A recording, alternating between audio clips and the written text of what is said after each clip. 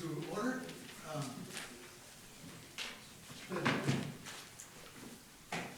I pledge allegiance, please? And Councilmember Carnica, if you can lead us in the Place your right hand over your heart. Ready? Begin. I pledge allegiance to the flag of the United States of America and to the republic for which it stands, one nation, under God, indivisible, with liberty and justice for all.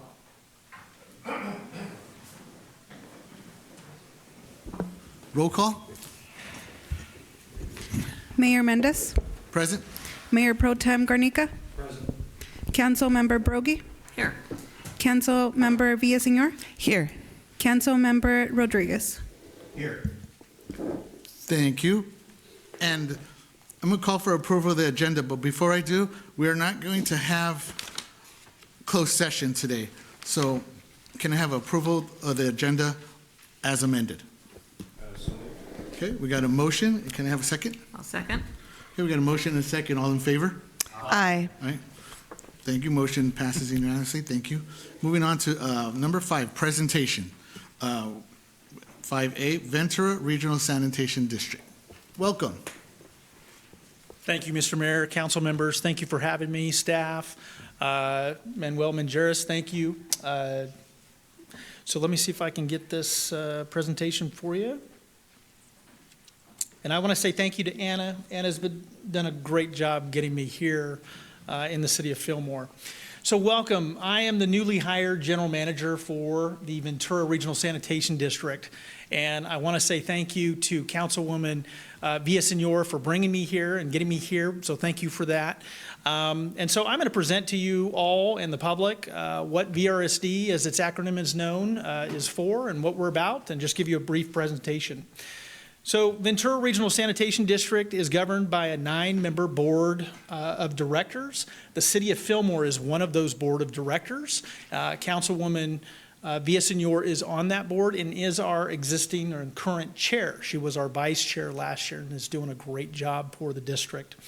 The district's also made up of the city of Camarillo, the city of Ojai, city of Oxnard, city of Port Hueneme, city of Santa Paula, Thousand Oaks, city of Ventura, and Ventura County Special Districts Association. Oop, going too fast. So our board, we have 9 board members. As mentioned, our chairperson is Cristina Villaseñor from the city of Fillmore. We've got Leslie Cornejo, who is our vice chair of the city of Santa Paula, Kim Mang with the city of Ojai, Bert Perello with the city of Oxnard, Martha McQueen LeJohn from the city of Port Hueneme, David Newman from the city of Thousand Oaks, Kevin Kildee with the city of Camarillo, Doug Halter with the city of Ventura, and James Acosta with special districts. The organizational chart of VRSD is that the administration, the operations, and the finance sections, all those report to me. The general manager and the legal counsel report to the board of directors.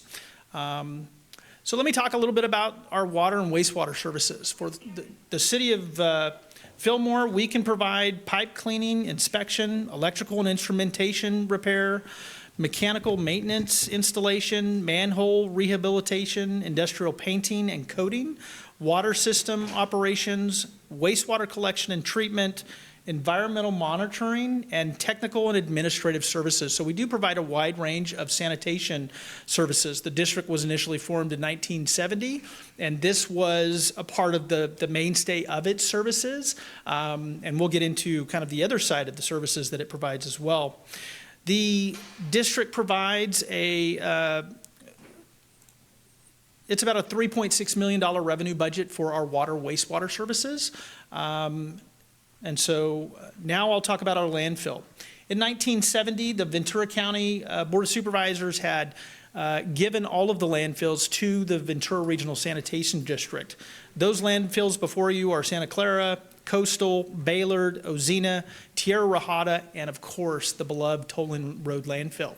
Now, 5 of those are closed, and Tolan Road landfill is the only landfill that is active today.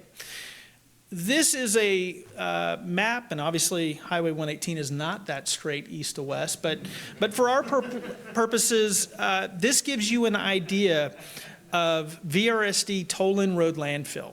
The Toland Road landfill, right there highlighted, is governed by the CUP, Conditional Use Permit number 3141, issued by Ventura County Board of Supervisors.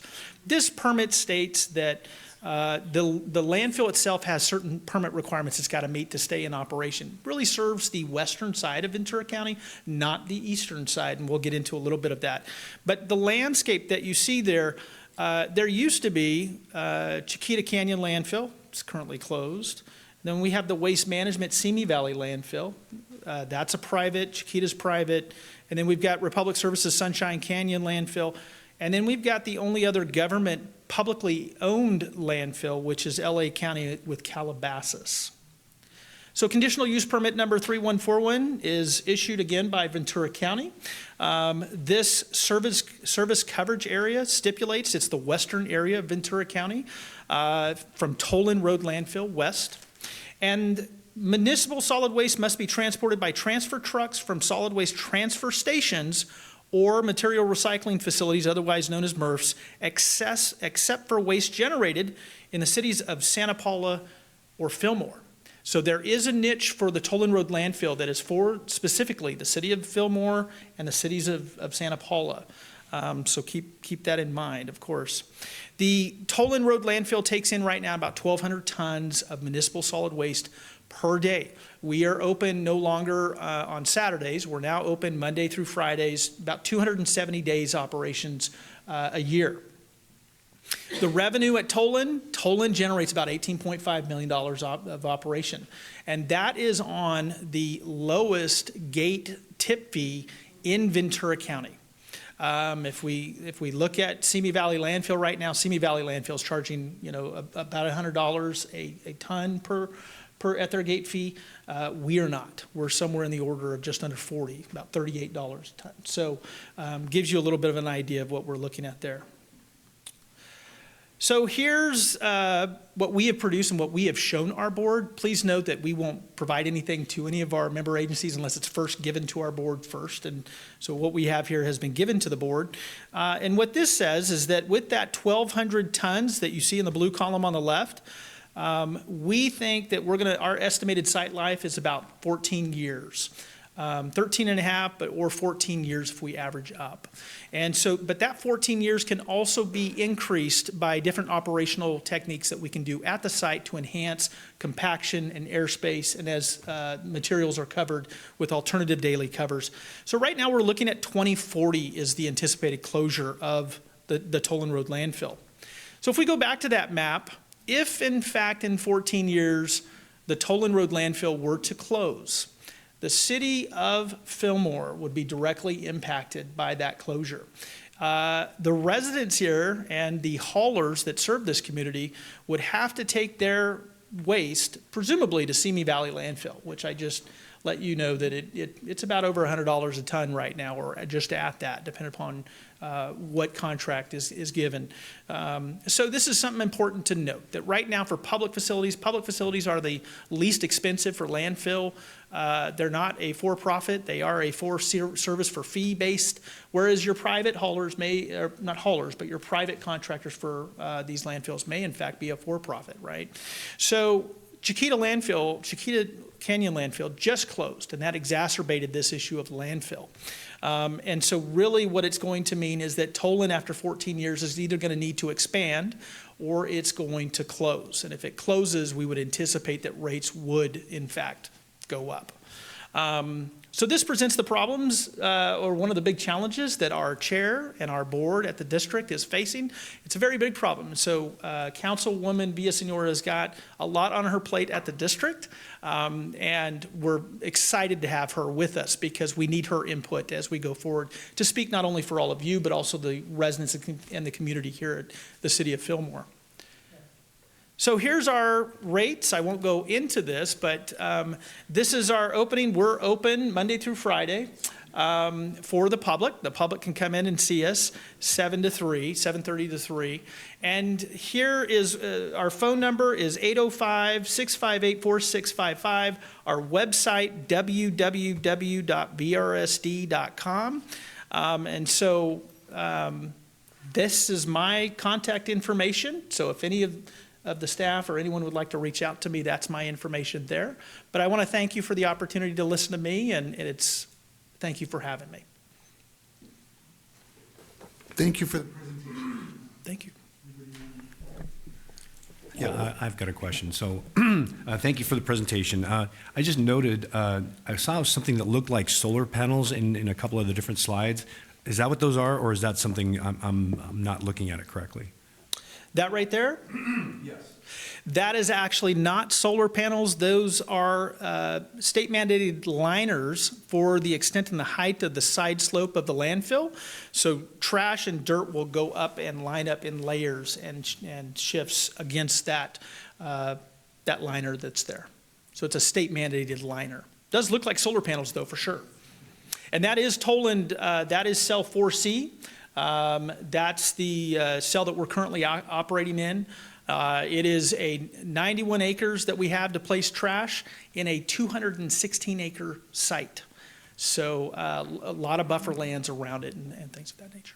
I have a question. When you talk about airspace, what do you mean? What does it mean? Like how high you can go with the trash? That's exactly right, Mayor. The airspace is, the state of California will permit how far and how high you can go up with your waste, and they'll generally make it in nature with the hills that are surrounding you, so it doesn't stand out, right? And so the airspace is the point at which you are at today to the permitted elevation that the state has given you. And so that's what we have. Now, this, if we do more work to compact and more work to maximize our trash as it's coming in and being buried efficiencies and our cover operations, what we're going to be able to do is we can take that 14 years and presumably make it a 15 or 20-year length, just based on the current data that we have, not doing anything else. But our board has directed me to instruct our staff to do a feasibility study to determine if we can expand. We're currently at that board direction doing that work, and that should come back here. We're hopeful by summer. It may come back by fall. We're working on that now. Yes. I have another question. So kind of a follow-up question. So I noticed you put on there the Chiquita Canyon landfill as well. And I sit on one of the water boards for the valley, and one of the concerns at that board was that there was, I guess, leachate that was coming off of that landfill and possibly going into the water table, but apparently they've taken care of that. Are there similar concerns, or I guess what kind of mitigation have you guys had to do to prevent that kind of thing from happening? Yeah, that's an excellent question. Leachate is a part of every landfill. So if a landfill, as things decompose, they decompose and create fluids. As more rain comes in, it increases those fluids. Those fluids of everything that filters through the trash to the liner is called leachate. So if you're not aware of what that is, that's what that is. That leachate for the district, it is currently, we have a permit approved by the state to truck it, to pull it by pump from the bottom of the liner. So we capture it in the liner, and then we pull it by a pump. We put it into a water truck that's used only for leachate, non-potable water. And then we're able to distribute that on the line portions of the cell of trash to keep dust down. So we use it as a dust control measure, and we reintroduce it into the landfill. It actually increases decomposition. It also increases gas. When landfill gas, methane, and composition are increased, we then can use that for a potential gas to energy project or some other RNG function that we can use that for. And we're looking at those things now. We also, though, there's so much leachate that is created at Toland Road landfill with the latest storms. We've had some big storms that we do have an approved budget by our board to truck out the remaining leachate that we're not able to distribute, and we haul that over to Kettleman to a hazardous waste site and dispose of it there. Thank you. Very welcome. Thank you. If I could just say a couple of words, thank you. Thank you so much, Eric, for your presentation. Really appreciate it. And it's so much better than than I trying to explain it to my fellow council members every couple of weeks what the update is on total landfill. So thank you for this. And I just wanted to share with my board that Mr. Zetz has been incredible. He was hired last year, and it's a very niche position to be able to have the experience of running a solid waste, a landfill. And so we were really lucky to bring Mr. Zetz on board, and he's been great. Staff has been wonderful, and particularly, he didn't really highlight this, but I want to let you know that there's so much work going in to the expansion of time. As you can see, a lot of data, a lot of research, and also even sort of those smaller things that I think we all know about. There's been deferred maintenance. We're picking up on that. We're looking at different tools, and of course, working with I see our Harrison company here, the recycling, and the less of those organic waste and the less of the plastics and those that can be recycled, the more time we have in our landfill. So we want to make sure as council members to remember just to emphasize that as much as we can in our community, and we're hopefully going to keep with this date on the landfill. But like you said, it's a real serious issue. I'm so glad we're looking at the expansion, and it will affect our residents. It really will, right? It's really going to affect Fillmore if we're not able to expand and and try to see these years out, because we may no longer be council members at that point in time, but our families and our communities are here. So we're working really hard right now to see how much time we can get and try to remediate, alleviate those issues as much as we can. Thank you. Okay, thank you so much, Eric. Thank you for the time. Thank you. Thank you again. Thank you. Moving on to item number 6, public comments. This time is reserved for members of the public to make comments on items that are not on the agenda. And do we have any public comments? No? Okay. Nope. Moving on to item number 7, city council reports, recommendations, comments, committee, commission, and board reports. And I will start. I have been pretty quiet on my commissions, but I did join in on the Board of Supervisors discussion today, particularly on, I believe it was item number 46, with the e-bike safety. And they had a very good discussion. That's been something that I've been trying to follow along, because I've seen more and more youth riding e-bikes, and some of them, a lot of them, popping wheelies on the street and everything. So it was a very good discussion. They had very good, they had some discussion as Camarillo PD gave a presentation on it, and it was really good. They're going to be going to a e-bike safety symposium with the city of Huntington Beach. I guess the city of Huntington Beach is taking pretty much the lead on this, because they've had a lot of e-bike incidents there, and it's been going on for quite a while. So they're doing a lot on it, and they're for example, one of the things I think that they're doing is they're partnering with their school district, and they're going to have youth attend like a e-bike safety course where they get a sticker on their bike, and then that sticker will let law enforcement know that, okay, they passed this course, and so they could ride their bikes to school, in town. But if they get caught and then they get in trouble in violating the law on their e-bikes, they get the sticker taken away. And I thought that's a pretty good idea. But I don't know, Chief Lalo is on top of it, and they're taking the education approach, correct? And what I will say is, I'm sorry to step in. So during my city manager comments, I've actually spoken with Chief Lalo, and he's going to give a short presentation. Perfect. Okay, great. It's actually on the same exact presentation. all right, awesome. Thank you so much. Yeah, that's something I've been following along. I want to make sure that we're staying on it. I know you're doing a great job on it. Thank you, Chief. And then another thing, I attended Earth Day this weekend. It was a good event. Had a pretty good turnout. The weather cooperated, didn't rain on us, stayed cool. Our firemen were there. City staff was there. Boys and Girls Club and other nonprofits were there. It was a good event. So I hope to see it grow next year and have more participation. But that's all I have to report on. And I'll give it up to one of my fellow council members. Councilmember Brogy? Yeah, the commissions I sit on were quiet the last couple of weeks. We did have a very successful porch talk the Wednesday after the last council meeting. And again, we're having Porch Talk again at my house tomorrow evening for anybody who has an interest in coming and speaking and just talking about and asking questions about what's going on in the city of Fillmore. You're welcome to join us. So, and that information is on social media. And if you need additional information like location and phone number, just feel free to ask me and we'll provide that information to you. And then I also wanted to remind everyone that on Thursday, May 21st at 10 a.m., the Peace Officers Memorial Ceremony will be held at the Ventura County Government Center. And if you've never attended this event before, it's very touching. It honors all of the law enforcement officers that have passed away in the county of Ventura.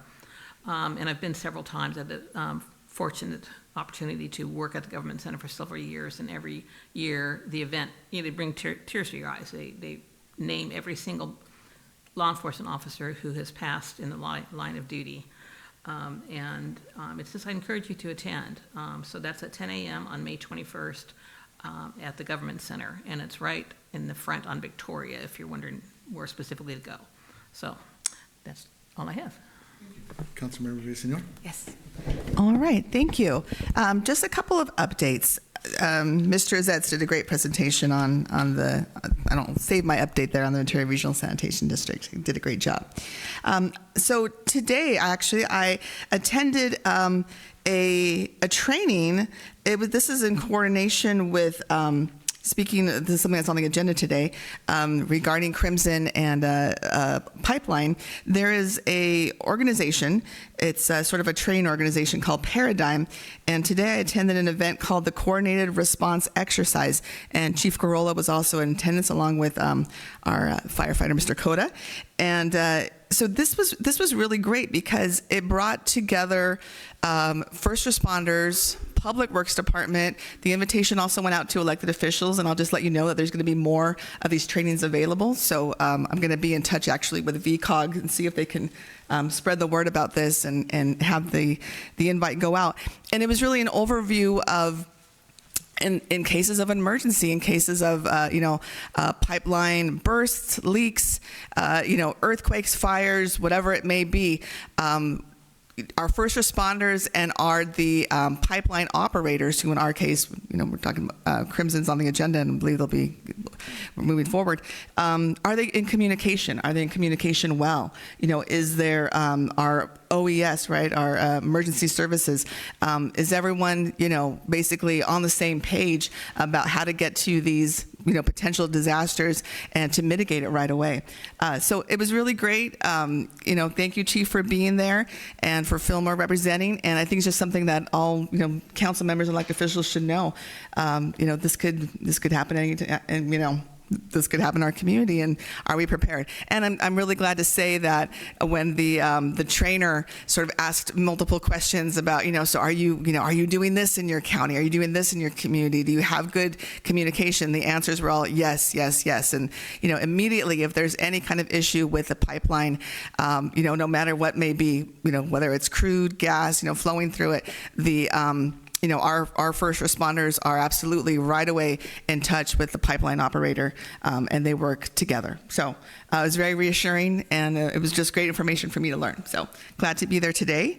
And then my second is, I might take a little bit away from Manuel when he does his updates, but I just wanted to give a shout out. May is right around the corner, and it is Mental Health Awareness Month. And as in the last 5 years previously, the City of Fillmore and Fillmore Unified School District, we are partnering, and the Rotary Club, we're all partnering on a Day of Health on Saturday, May 16th. A Day of Health, a Day of Fitness. So starting at 7:30 in the morning, there's going to be the Rotary Club 5K, 10K. And John, I know you probably was going to make an announcement about this. And so there's a lot of information out there about how to sign up. I'll just say it really briefly. You can register this is for an individual or for a group. A lot of families do it. They do it in honor of someone, in memory of someone also. The website is runsignup.com. And you put Fillmore in the search bar, and then it'll come up, and it's the Rotary Club 5K, 10K run or walk. I registered. I will probably be a walker and the 5K, and that's all great. Then, right after that, the Day of Health continues, and it is our annual Health and Wellness Resource Fair. So this is going to be on the front lawn of the Fillmore Unified Administrative Building there at 627 Sespe Avenue, right there on Sespe, and near the corner of A Street. And every year it's grown. We started off here in front of City Hall with maybe a handful of vendors, a couple of tables, and we had 40 vendors, I think, last year. And, we're going to have our public safety there, our sheriffs, our fire department will bring out the safety trailer for the kids, health screenings, vision screenings, diabetes screenings, all these different community groups, things for senior services. Fillmore Unified will be there with all of the services they provide for students, as well as their wellness centers, Ventura County Public Health, Behavioral Health, and so many other nonprofits. It's a one-stop shop, and it's one time a year. So I really encourage everyone to be there. And I'm just going to say a couple words in Spanish. El 16 de mayo, sábado, vamos a tener la ciudad y también el distrito escolar, la Feria de Salud y Bienestar. También hay una carrera y caminata de 5K, 10K. El sábado 16 de mayo empieza la carrera a las 7:30 de la mañana y puede ir a runsignup.com y buscando Fillmore. Y también la feria empieza a las 10 de la mañana y tenemos más de 40 puestos de recursos comunitarios para cada edad, para toda la familia. I forgot to mention in English, we have a petting zoo, a jolly jump for the kids. Hay muchos, cosas divertidos también, comida, música, and DJ, food, music, DJ. It's going to be a good celebration too. So, ojalá que la comunidad viene a la Feria de Salud y Bienestar 16 de mayo a las 10 de la mañana. Gracias. Councilmember Rodriguez? So on this month, on the 22nd, I attended the second annual Fair Housing Forum here in Ventura, and it was at the museum. It was really nice. I learned a lot. It was hosted by Ventura County Coastal Association. Learned a lot about the history and fair housing here in the county, and there were some workshops there too. There was about 3 workshops there. I attended 2 of them, and one of them that I attended was fair housing versus tenant protection. So it was really good on talking about what are some rights for tenants and some laws that has changed recently as well. And another one that I attended was on the accommodation and disability rights. So we talked a little bit about some of the rights that the people that have disabilities and what did that look like. And something that I found very interesting as well was that it wasn't just the rights for the humans, but also for pets. So like service animals and emotional animals, and what does that look like for everyone? And then on the 23rd of this month, I attended the Economic Development Collaborative meeting. Not too much to share. The only thing I will like to share is that there's gonna be an event on Tuesday, May 5th. It's going to be Cinco de Mayo. And this is going to be from 10 a.m. to 1:30 p.m. And it's going to be hosted by the Port of Hueneme. And this is going to be the annual World Trade Month event. So spotlight on exports. So there's going to be great stuff happening on that parade. A lot of festivities in there. So there is an RSVP that you can find on the website. But I guess that's it for me. Thank you. Mm-hmm. Okay, so my report will be very short this time. I will just add a little bit about the Rotary 5K, 10K run happening on May 16th. Last year, we had a record year. We had over 300 runners, and we're looking to surpass that this year. So if you plan on signing up, please sign up soon because, we'll take as many as we can, but the earlier you sign up, the better. So that's it for me. We did not have a meeting this last month for the Fillmore Piru Basin Groundwater Sustainability Agency. It was canceled and pushed off to May. So that's it for me. Moving on to number 8, consent calendar. Okay, so moved. Get a motion. Can I get a second? I'll second. Okay, motion second. All in favor? Aye. Aye. Motion passes unanimously. Thank you. And now moving on to number 9, new business. 9A, continuation of a public hearing ordinance number 26-994, granting a non-exclusive franchise to Crimson California Pipeline LP to construct, erect, and maintain, operate, repair, renew, and change the size of an abandoned in place and remove certain pipeline for the transmission, collection, transportation, and distribution of oil, petroleum, gas, gasoline, and water or other hydrocarbons. Thank you, Mayor. I'm presenting this item, and it is finally actually ready to go to the council. Okay. After the council adopted the resolution of intention in March, we had planned a couple meetings ago to bring this forward to council, but then Crimson started making some changes to the ordinance, and then as we looked into it, a few of the applicable laws had changed, so it was good that we took more time and updated some of the things that Councilmember Villaseñor was talking about with the obligations on the franchisee to make sure that the city is protected in the case of an emergency, and the protocols for what occurs if something is noticed to be leaking or if there's a fire or an earthquake or something like that. So those parts of the ordinance were updated to be consistent with new federal laws. Otherwise, the ordinance is very straightforward. It's similar to the one that the council approved last year, also for Crimson, that had also expired. The fees are set by state law. A lot of what's in the ordinance is regulated by state law and then a little bit by federal law. So it's a long document, but it's very straightforward on what the rights and obligations are. And per the finance department, they're up to date on paying their fees. If you have any questions, please let me know. Thank you. You're welcome. Okay, discussion, questions? No?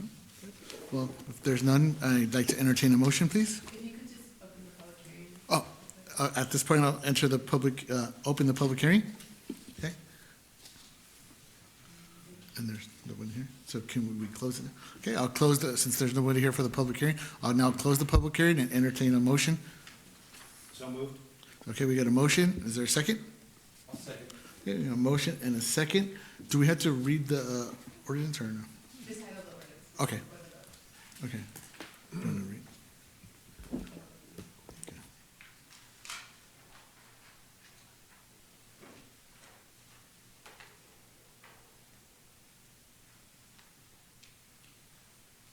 So I'm going to read the motion here.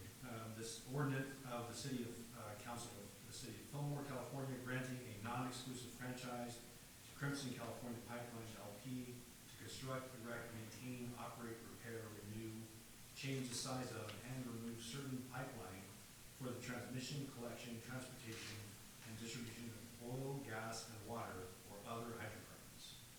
Thank you. And we have a second reading? Second. All in favor? Aye. Opposed? Okay, motion passes. Thank you. Moving on to item number 9B. Approval to extend the license agreement with Giesinger Winery for private use of the public right-of-way. Good evening, Mr. Mayor and City Council. The item before you is to consider the approval of the Second Amendment to extend the existing license agreement with Geyser Winery for the private use of a portion of the public right-of-way along Santa Clara Street. The agreement allows the winery to maintain rare grapevines that were originally planted on city property in 2017 without prior consent of the city.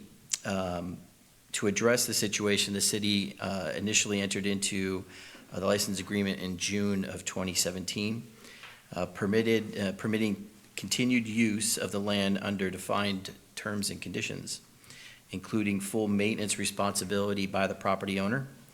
The agreement has been subsequently extended multiple times, most recently through June 14, 2026 this year. The proposed amendment would extend the agreement for an additional 5 years from June 15, 2026 through June 14, 2031. The license area remains limited to a defined section along the fence adjacent to the City Hall. The agreement also includes a provision allowing either party to terminate the arrangement with at least 10 business days written notice. There's no fiscal impact associated with this agreement, and it does not directly align with any specific city council goals or core values. Staff is recommending approval of the extension to formalize the continued use of the public right-of-way while maintaining clear terms for the management and oversight. Concludes my report. I'd be happy to answer any questions. Thank you. Any questions? Yeah, has there been any controversy at all during the almost 10 years that this has been in place? Once, one of the patrons of the winery backed up and hit the fence. Okay. And exactly how to handle the insurance became into question. The agreement states that the winery is responsible for all damages.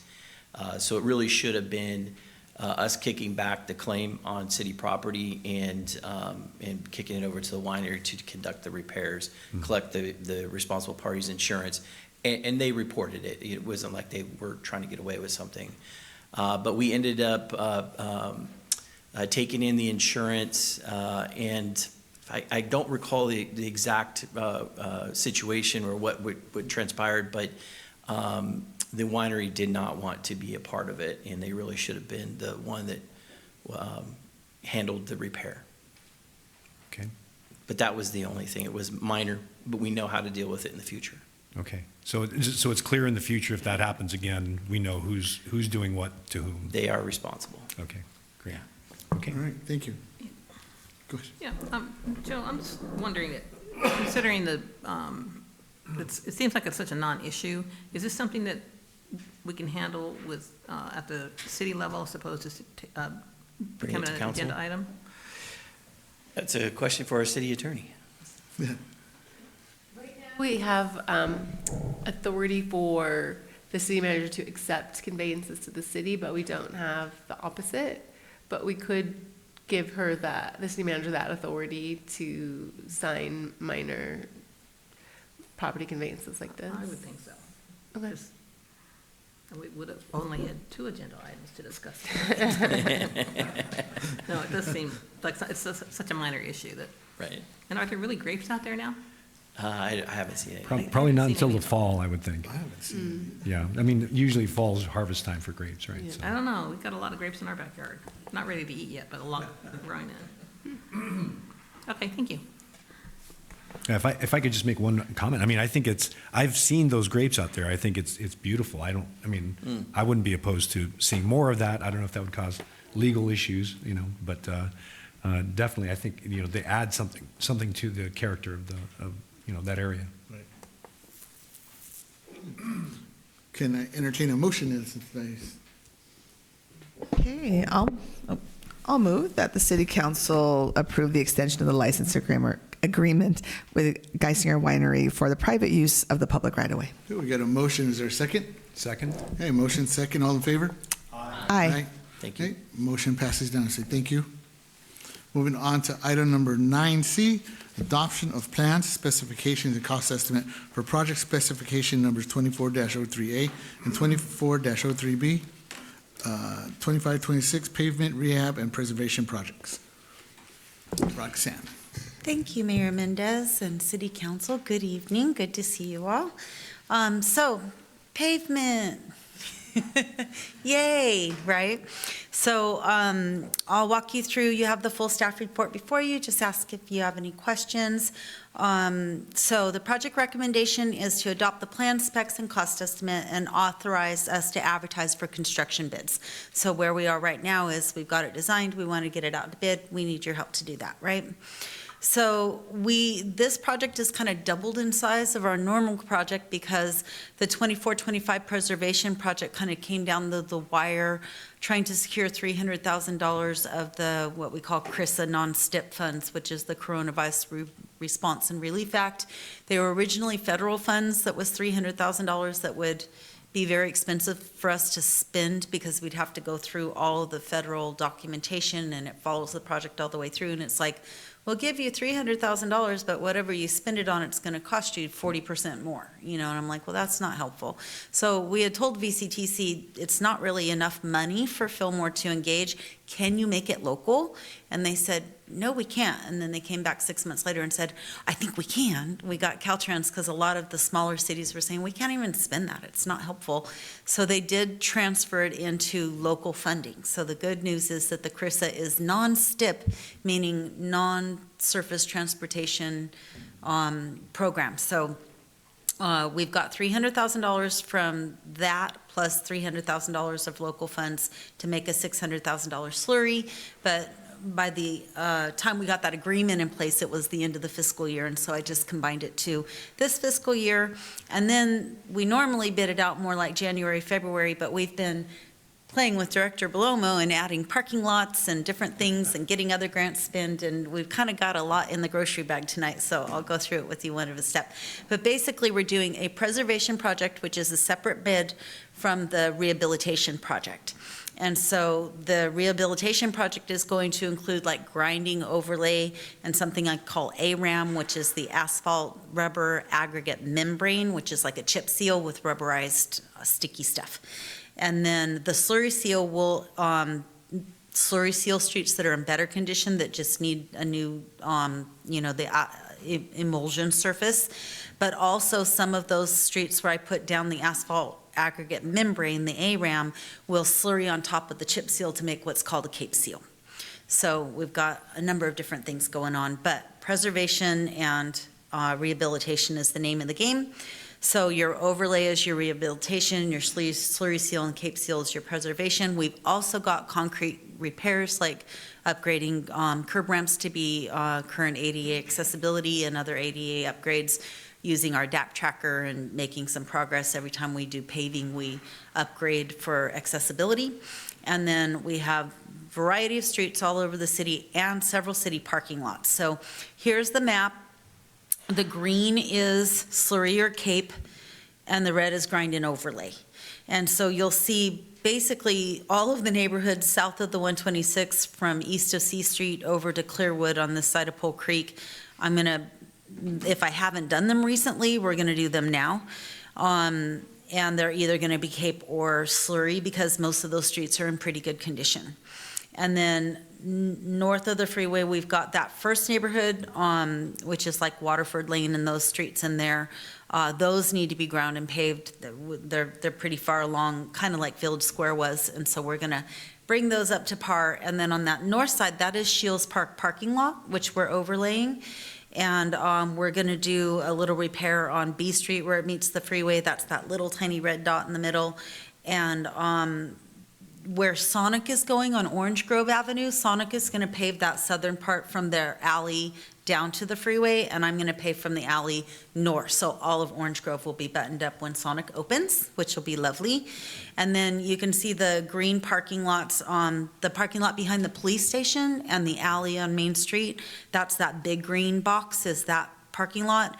And then the downtown parking lot that's behind Central, that's going to be slurry sealed. And then our parking lot right here off Santa Clara Street, that's going to be slurry sealed. And then as an adult, we have Santa Clara Street. We're doing a separate project, which we'll be bringing forward next month for installing a replacement water line in Santa Clara Street, replacing that 4 6-inch line with a new 8-inch line that comes all the way down. And then this project will have an additive alternative to grind and pave Santa Clara Street, depending on pricing. We're probably going to bid it with the Santa Clara Street water line replacement as well, and then decide which is the better cost, right? So those will both be out to bid kind of at the same time and open right after each other. So that's another thing that we're trying to do. So bidding the slurry project separate from the street project leverages more cost effectiveness, so we don't have a paving contractor that would be the prime just adding 12 to 15% on top of a slurry sub that he's going to hire.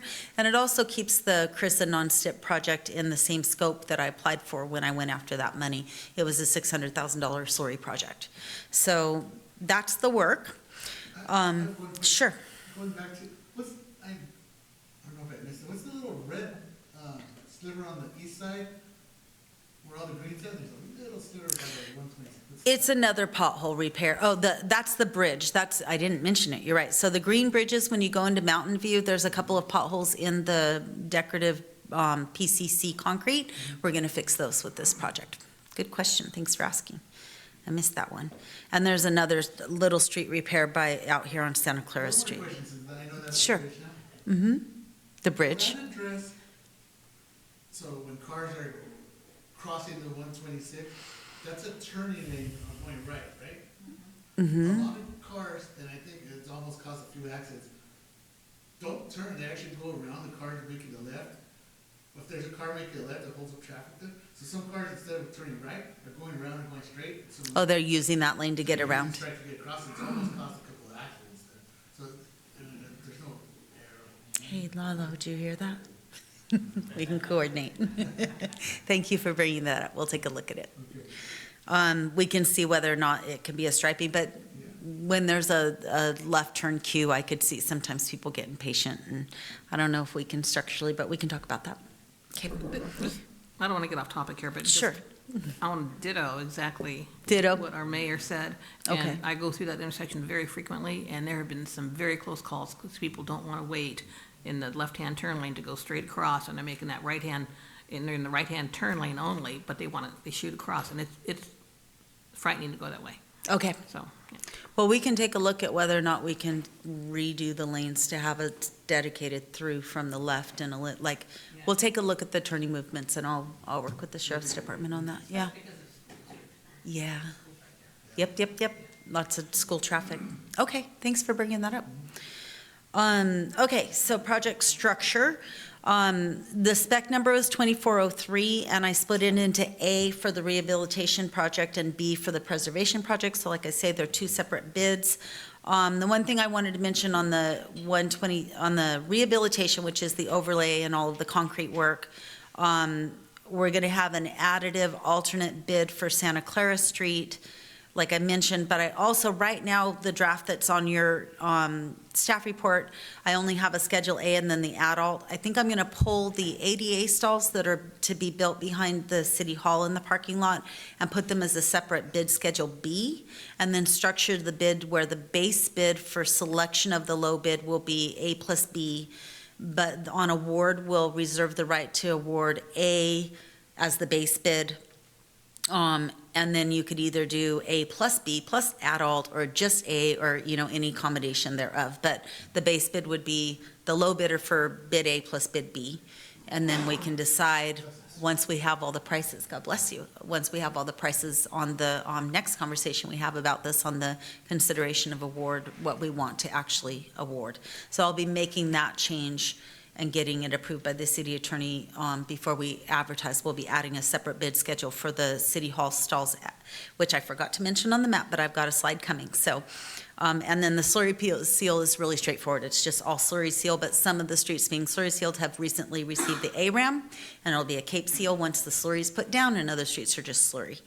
So the fiscal impact, the estimated cost of the whole project is a little over 2.2 million. We're using that 300,000 in CRISA. We're also using over 900,000 of our SB1 funding, which is lovely that it's eligible for local streets. I love that we have the SB1 funding. It's really helped us catch up on our streets. And a little over $1 million from our VCTC TDA Article 8A funding, which is good to get that spent as well. It's been on the books for a minute. And then the City Hall stalls, we have an old Article 3 grant from TDA to install some ADA stalls at the City Hall, but we've been going back and forth on exactly how to do it. The way that it was scoped, it was severely underfunded, but they gave us the $34,000 several years ago, and we never built the project, and now they're like, give the money back or build the project. And so that's why we said, oh, well, we're going to be mobilizing a concrete crew. Maybe we can get the stalls installed as a part of this. And that's, again, why I think I'll separate it out as Schedule B, because then it'll be a separate project in support of that grant funding. So, did I grab the wrong? Okay, I lied. There's not another slide. I totally made a slide to show you a blow up of the parking lot. So the ADA stalls behind City Hall are, where the dirt parking lot is? I think it was in the packet. It was in the packet. Okay, and you saw it in the packet. So we're going to be looking at whether we're going to put it dead on behind the bench or if we want to move it a little bit to the west. So we're going to take one more look at the layouts before we pull the trigger and put it up on Planet Bids. But the idea is there'll be two ADA accessible ramps that will connect to the sidewalk behind City Hall so people can come around and in. I Yeah. have a question. Was that the best place to put them, or did we look into putting them on Santa Clara here, which would make it easier for our customers and the public to come into City Hall in the front?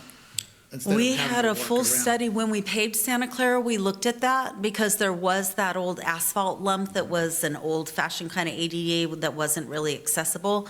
But everywhere that we tried to fit an ADA stall, given the angle that's there, it's not deep enough. Those stalls aren't deep enough to meet the ADA requirements because they have to be able to stand behind the car and get Right, yeah. and if they do that, they're in the street. And so we would have to physically move the sidewalk in to make we looked at a bunch of different renditions and everything was really expensive or just not safe, it didn't meet the dimensions. It was very hard to do. We went through a couple of different iterations when we paved Santa Clara Street and said that's not gonna work, which is another reason it's taken us so long to spend the ADA funds to find the right place to do this. We looked at the other parking lot across the train tracks, but then they'd have to cross the tracks, and that's kind of rough and bumpy, and although it is accessible, it's not. This is even better. We think that this is the sweet spot, so they don't have to cross Santa Clara or cross the tracks at the promenade. That seems to be the sweet spot because it's level from where we want to put them around the building to the front. And they don't have to go up or down grades. It's pretty flat all the way around to the front door. So that's where that's at. Any other questions? No? So the idea is to get the bids in and then come back and talk to you about how we did and if we can build it for this price. Thank you so much for all your hard work. Thank you. You're welcome. Any questions? No? I have a question. Sure. And again, it's because I'm new up here, but how long does the bidding process take? We normally give about 3 weeks. The minimum that's required is 10 working days, but we like to give about 3 weeks to bid. So we'll probably get it out to bid next week or the first week of May and bid during May and come back in June. Perfect, thank you. Okay, Thank you so much. you're welcome. Seeing there's no other questions, can I have a motion, please, to approve? Okay, I'll make a motion that the City Council adopt the attached plans, specifications, and estimate for the fiscal year 25-26 pavement rehabilitation and preservation projects, specification numbers 24-03A and 24-03B, and authorize advertisement for construction bids. Okay, we got a motion. Can I have a second? I'll second. Okay, motion second. All in favor? Aye. Aye. Okay, motion passes unanimously. Thank you, Roxanne. Thank you. Okay, moving on to item 10, our city manager verbal report. Okay, thank you, Mayor. I'm going to give an opportunity for Chief Lalo to give us a report on the e-bikes.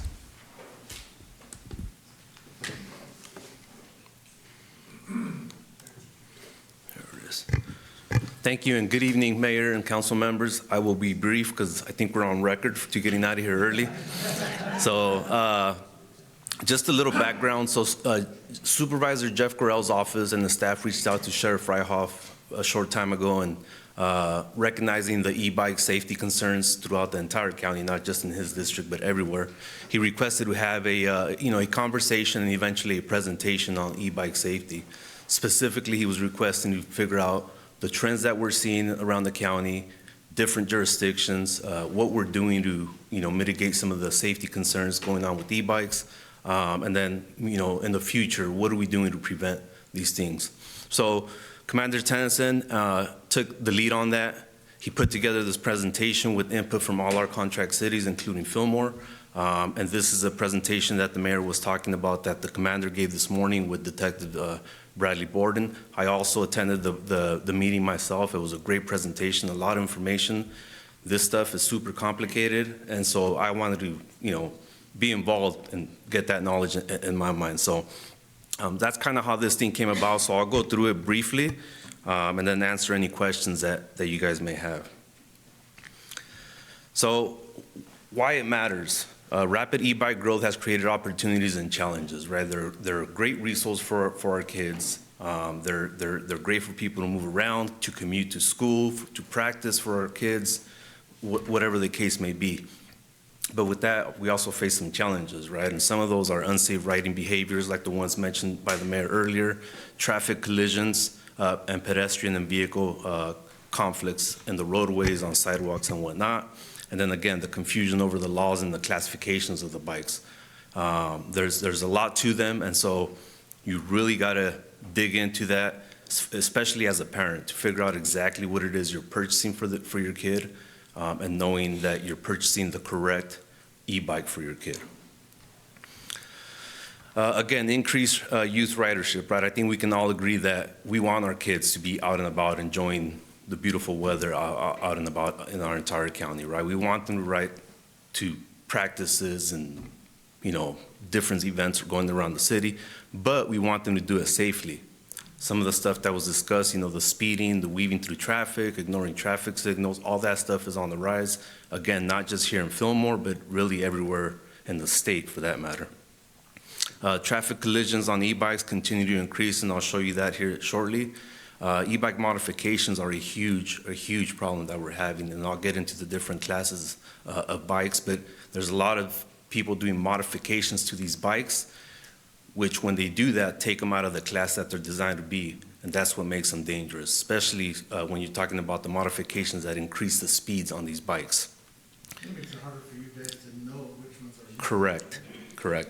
Helmet use, very low helmet usage, which obviously increases, the safety or increases injury, potential for injury. Those helmets don't do anything by hanging on the handlebars of the bikes or attached to the backpack or not having one at all.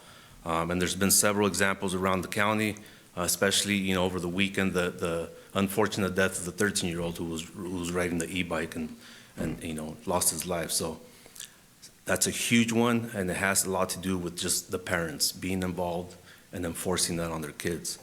Limited knowledge of the laws. Again, many riders aren't aware of the rules of the road. They're not aware of the bike itself, the potential for the power that they have, and the parents are not well informed. Again, they're just purchasing these bikes and not really diving into what kind of bike they're purchasing, and some of the safety requirements that are required.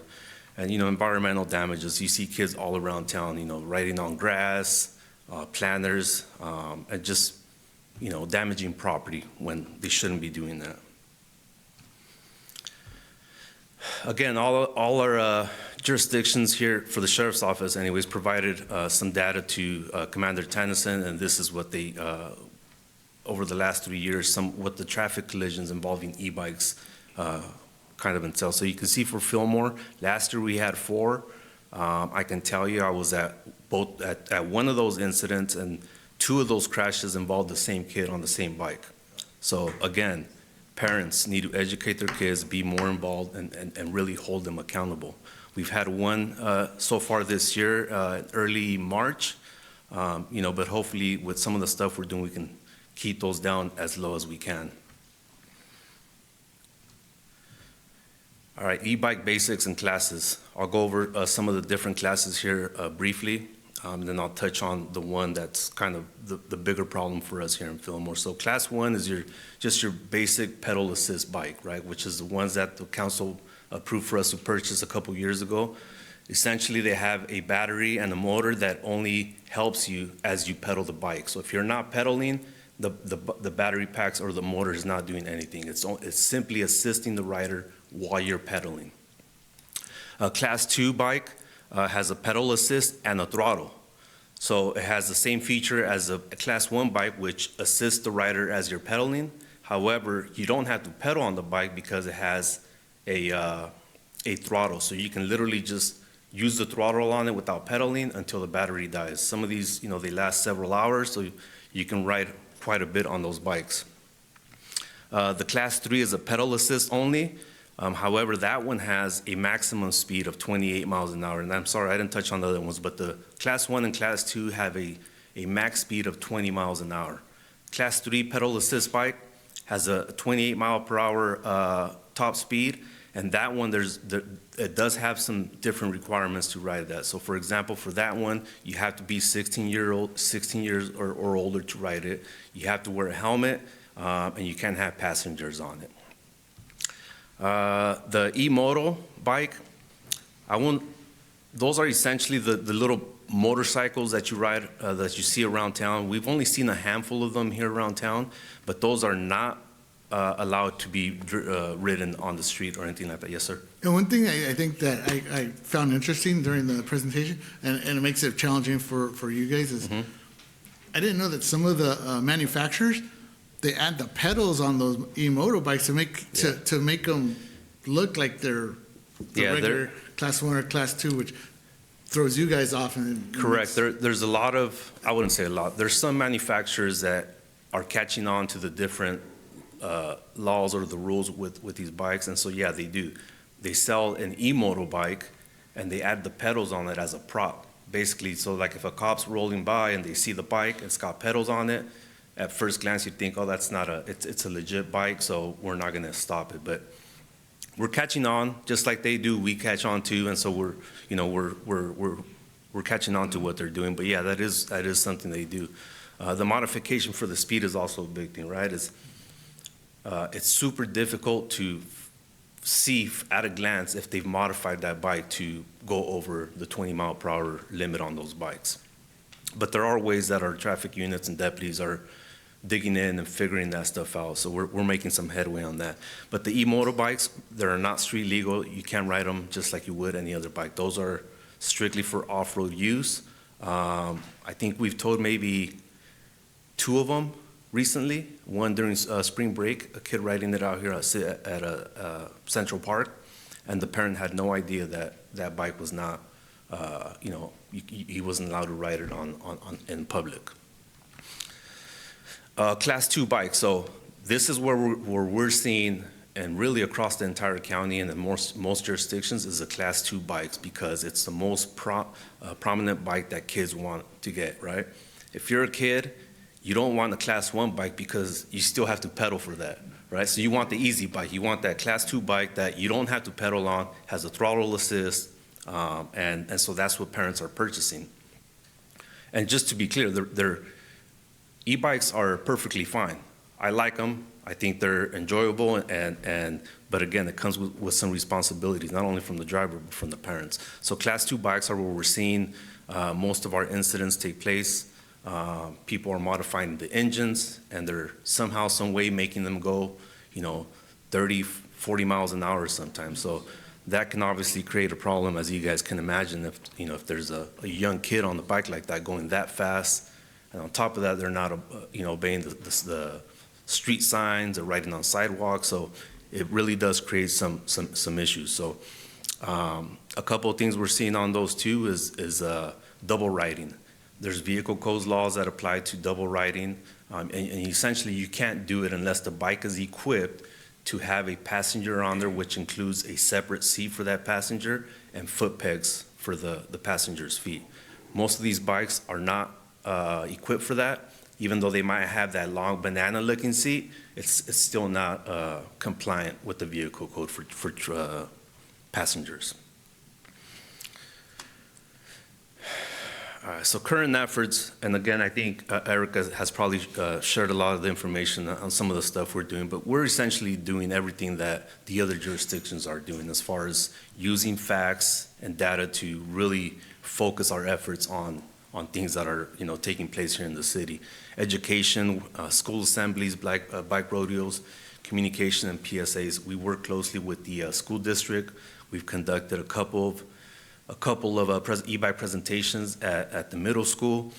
Last month, one of our traffic units did a presentation on e-bike presentation at the school district that involved a lot of parents, some students, and then just communication, putting stuff out on social media, news releases. The city in Angel, they're putting stuff out for that too. So just getting the word out, and hopefully, and I think we're seeing a lot of parents are starting to ask a lot of these questions now too, because they're seeing all this stuff. Obviously, they're seeing the tragic stuff that's going on. So they're asking questions, which is what we want, because ultimately, the more questions they ask, the better informed they can be, and then they can use that for holding their kids accountable.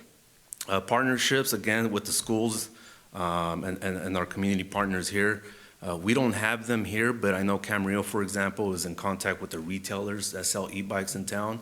They're super cooperative, they're compliant, they're on board with us on the message we're trying to get across to the consumers. They're, educating parents as best they can to ensure that they're purchasing the proper bike for their kid, but also that they understand the dangers of these bikes. And then enforcement. We don't want to ticket people to death, but we will take enforcement measures, especially on those repeat offender kids that are just not, getting the memo that they can't be doing some of this stuff. So we've done some proactive enforcement out here using OTS grant funds to just staff a couple extra deputies for a few hours, especially during that time when maybe kids get out of school and they're riding those bikes. So, and we're going to continue to do that. Legislative efforts. These are a few of the bills that are kind of on the horizon right now, and I know Angel's been working with our lobbyists and has recently had Erica sign off on support letters for at least 3 of these bills, so we're going to keep on top of that.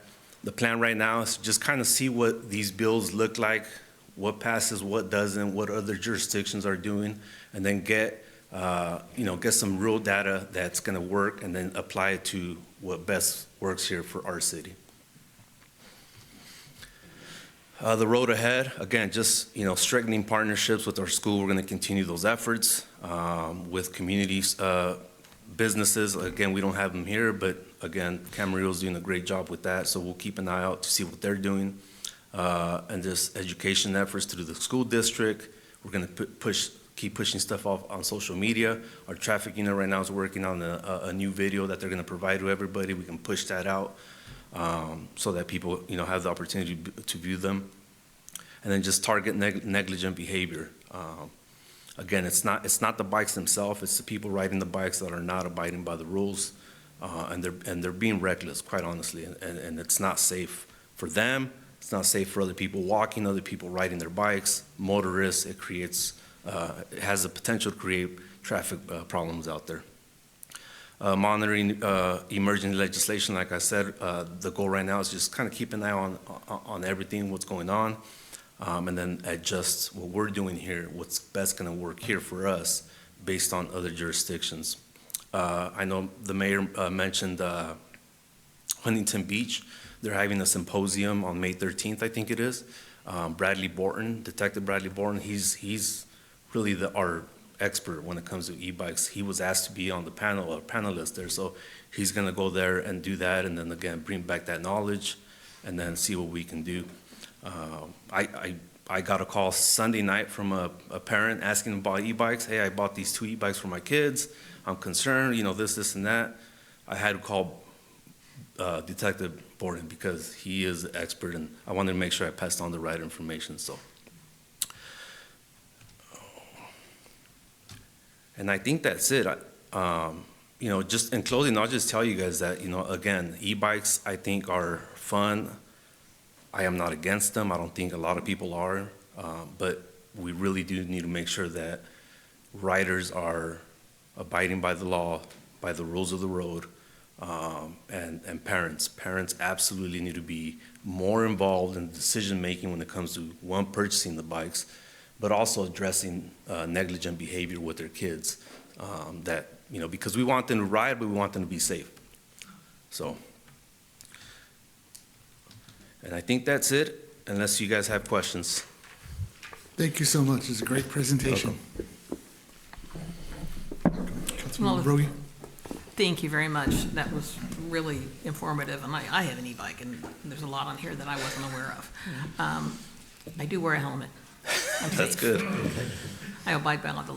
Well, we get those questions all the time. Well, do I have to wear a helmet if I'm over 18? Technically, no, you don't, but Oh, I wouldn't. why not wear a helmet if it's Yeah. going to help you keep you safe? I'd be afraid to not. Yeah. So, but what I wanted to point out, or my thought on this, is that I'm glad parents are getting the word, it seems, and I know that kids are going to be kids. I hate it when I hear people say that, but, you know, they'll figure it out. And I think as more parents become involved, and the kids are going to figure it out. I think the most egregious thing that I heard, I think in your entire presentation, was what the manufacturers and some of the bike dealers are doing when they're making these, whatever the motorcycle bikes are called, e-motos? E-motos.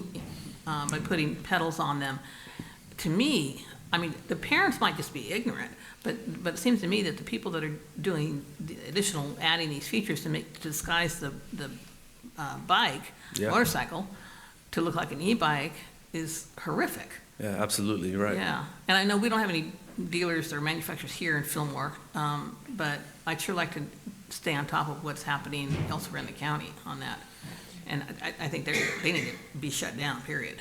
Yeah, and as it stands right now too, I forgot to mention it, but the kind of the plan going forward is that Eric and his team, with input from all the jurisdictions, will go back to the Board of Supervisors in 6 months and kind of give another update as to where we're at, some of the things we're doing or changing, or, you know, so that we can be on, the goal is to all be on the same page. Obviously, every jurisdiction differs, you know, but when it comes to e-bikes, I think we can all benefit from basically some of the same stuff that everybody's going to do. And so Right. Huntington Beach, again, I think Bradley Borton mentioned that they have 200 e-bike accidents a year, which is a crazy number. So, and again, we've only had one so far, but it's one too many, and you know, there's been a lot of close calls out there for sure. So we want to try to stay on top of it.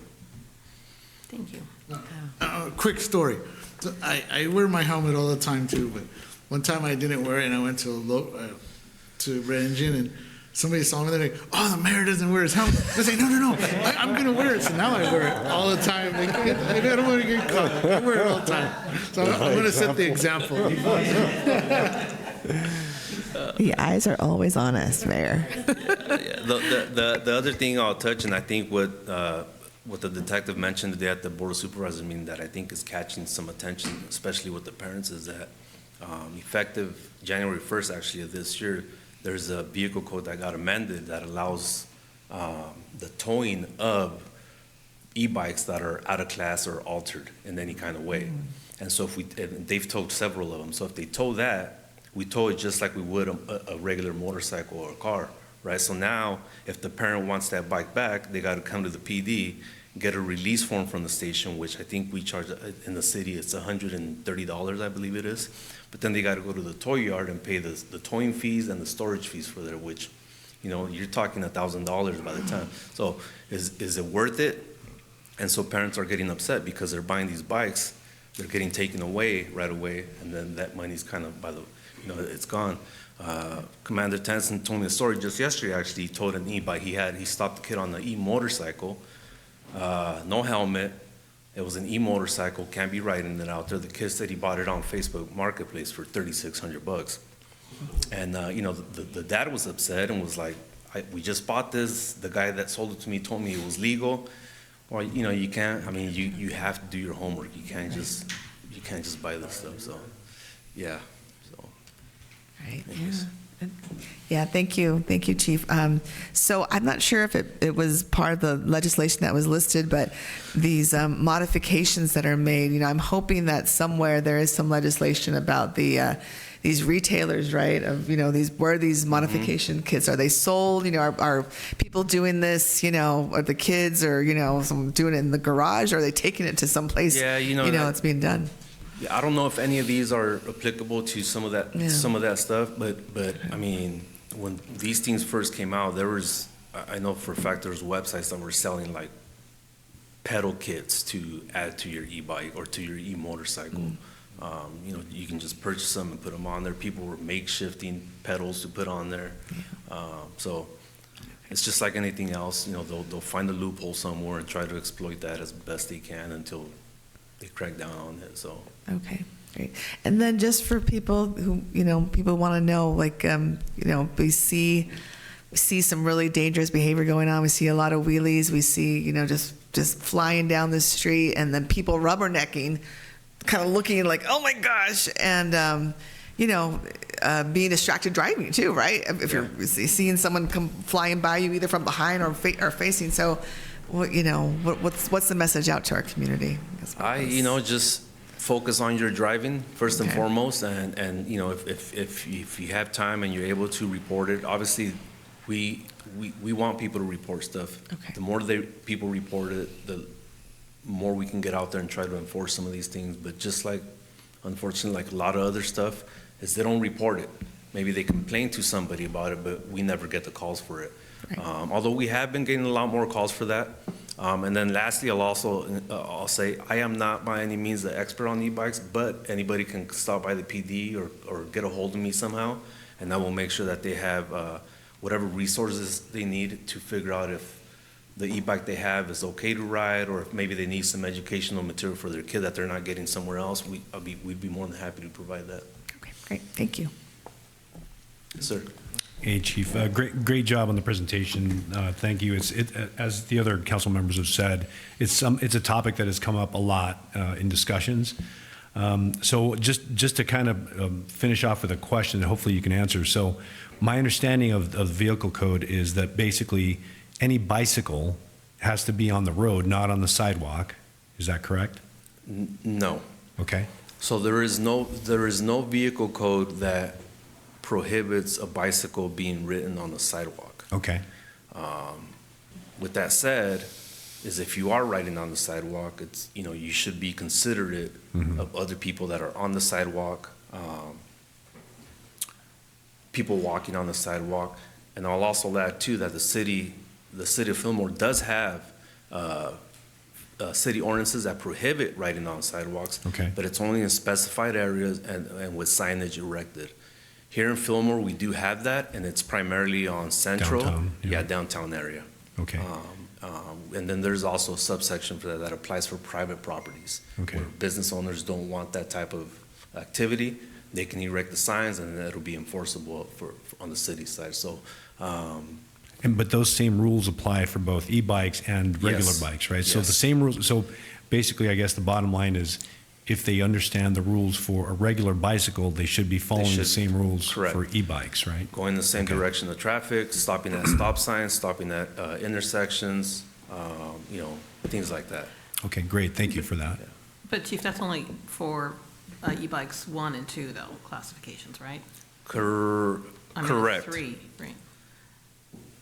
It wouldn't be applicable to the Well, Class actually, 3. there's nothing that prohibits them unless there's like a city ordinance or something that prohibits that Oh, e-bike okay, on there. not the vehicle code. Yeah, because the only thing that really changes between those is the speed on the bikes. Everything else still applies. And the age for a Class 3 e-bike, but we don't see a whole lot of those. Those are primarily the bikes that, the parents buy, and obviously they're more responsible. They're not doing any of the things that the kids are doing. Okay, and again, just to clarify, so the e-motos are not allowed on any kind of street or sidewalk. Correct. They're only for off-road. Off-road only. Okay, Yes. great. Chief, great presentation. I learned about the class 1 and 2. I got myself an e-bike too, but it looks like a mountain bike anyway. I do use my helmet, by the way, and if anybody has seen me riding around town, I set the example. Question regarding enforcement. So as of right now, there isn't any type of citations or removal of bike or anything like that for those who are riding reckless or having risky behavior or whatever it may be, right? So no, on the enforcement side, it's stuff, we are doing enforcement, but, we're taking the education approach first, and not necessarily ticketing right away for the main thing you're gonna see out there is helmets, kids not riding with their helmet, right?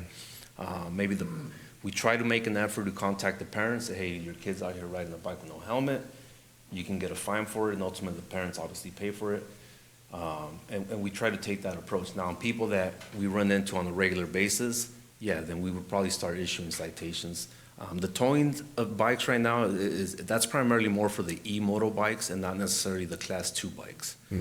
Because them riding recklessly, On the Class 2 bike is not necessary, we don't have the authority to tow the bike, for example, for something like that, if that makes sense. Okay. It's more Yeah, of an that makes education thing and addressing it with the kid, addressing it with the parents. But on the e-moto side of things, those are full stop. If you get caught with one of those, we're towing it. No questions asked. Got it. Thank you. Thank you, Thank Chief. you. Okay. All Continue. right, I'll wrap up my city manager comments here. Chief Lalo that took the stage there. Okay, I'll make it quick. So I want to thank the Santa Paula Chamber of Commerce. They held a workshop yesterday morning, and this was a workshop to help small businesses with, emerging and new laws related to human resources. And so Chamber of Commerce had an attorney that specializes in that form of law come and give a presentation for approximately an hour. And there were approximately 20 businesses that showed up, a mixture of both Fillmore businesses and Santa Paula businesses. So it was really nice to see. That's the kind of activity that a chamber, brings to their community, these type of resources and education, and it was nice to have that done here in Fillmore. Thank you, Councilmember Villaseñor, for giving us the update on the Earth Day. The one thing I probably would just add to that is thanks to Amanda up in our community service specialist for all her work in putting that together and for helping out with the booth and all the great information and the activities that she helped with on Saturday. An update to the community, our quarterly newsletter is out, so you can visit our website and please subscribe. We have a lot of great information. Our management analyst, Angel Garcia, puts a lot of hard work and does a really great job with the newsletter. Also some work from Angel. He put a great social media post out on the Reporter Concern tool that's now available on our website. And the Reporter Concern tool allows folks from the community to let our Public Works Department know if there is graffiti, if there is some trash placed in a public area. These type of issues regarding public works, you can the community can now use a really convenient tool. The great thing about the post that Angel made was that not only did he say, hey, look, we have a Report a Concern tool that's available, it actually is a step-by-step process of how to actually use it. So thanks, Angel, for taking the time to do that. A quick update on our Encampment Resolution Fund Homeless Grant. We held a first quarter review with our case management team and took a look at things that went well, things that didn't go well, things that we need to improve on. And we're going to take that and lead that into a meeting with the HLU team and the county healthcare agency as well, because they can help out in spirit. So we'll have a larger meeting soon. This week they're going to be undergoing rapid rehousing training so they can start using our rapid rehousing funds that we've set aside for the grant. And finally, Ventura County Animal Services, very thankful for them for holding a vaccine clinic this past Saturday. And there was a little miscommunication. The information that they shared with us had the clinic starting in the afternoon at 5 o'clock. And the information that was actually shared with the church where the event was held had the event starting at 9 in the morning. So the event actually took place at 9 in the morning. It was pretty successful. I think they treated 75 pets, and they were able to do vaccinations, chipping, and so that was very good. And we're in communication on how to work together a little bit better to make sure that our lines of communication are open so that we don't miscommunicate these things to the community. And that wraps up my update, and happy to take any questions if you have any. Thank you. Any questions? No? Okay, moving on to 12, adjournment. We'll adjourn to the next regularly scheduled meeting at 6:30 p.m. on Tuesday, May 12th, right here at City Hall.